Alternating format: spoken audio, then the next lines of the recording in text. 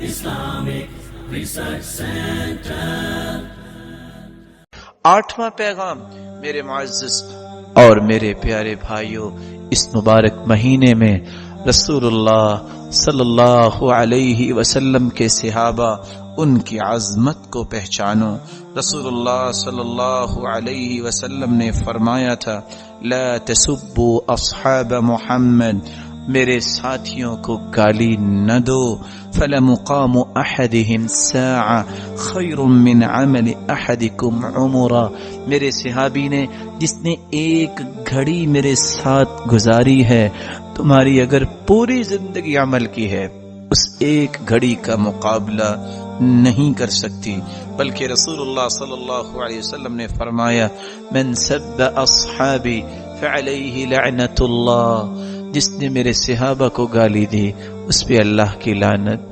والملائکہ فرشتوں کی لعنت، والناس اجمعین پوری کائنات کی لعنت۔ بلکہ عبداللہ ابن عمر رضی اللہ تعالی عنہ فرمایا کرتے تھے، یہ 8واں پیغام سمجھو، من کان مستنا فلیستن بمن قد مات اولئک اصحاب محمد، لوگوں کے زندگی کے طور طریقے تمہیں بنانے ہیں تو صحابہ کی زندگی کو رول ماڈل سمجھو۔ سبب کیا ہے؟ یہی وہ ہستیاں تھیں جن کے بارے میں عبداللہ ابن عمر فرما رہے ہیں، کانوا خیر الامہ، پوری کائنات سے اعلی یہ لوگ، ابرہا قلوبا،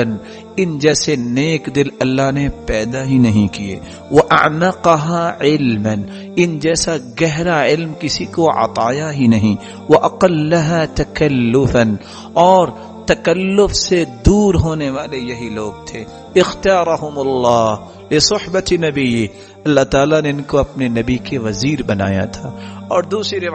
روایت بتاتی ہے، لما خلق اللہ، جب اللہ تعالیٰ نے تخلیق فرمایا انسان کو، نظر فی قلوب العباد، اللہ تعالیٰ نے ساری کائنات کے دلوں کو جھانکا، فوجد قلب محمد خیر قلوب العباد، تو پوری کائنات سے خوبصورت محمد مصطفیٰ کا دل پایا، فاجتباہ لنفسی، اسے پوری کائنات کا سرتاج بنا دیا۔ ثم نظر فی قلوب العباد بعد قلب محمد صلی اللہ علیہ وسلم، پھر اللہ کے رسول کے بعد پھر پوری کائنات کے دلوں کو جھانکا، فوجد قلوب اصحابہ خیر قلوب العباد، تو اللہ کے رسول کے صحابہ کا دل پوری کائنات سے اعلیٰ پایا، تو ان کو بھی اللہ تعالیٰ نے کیا کر دیا، فجعلہم وزراء لنبی، اپنے اس پیارے پیغمبر کے وزیر ان کو بنا دیا۔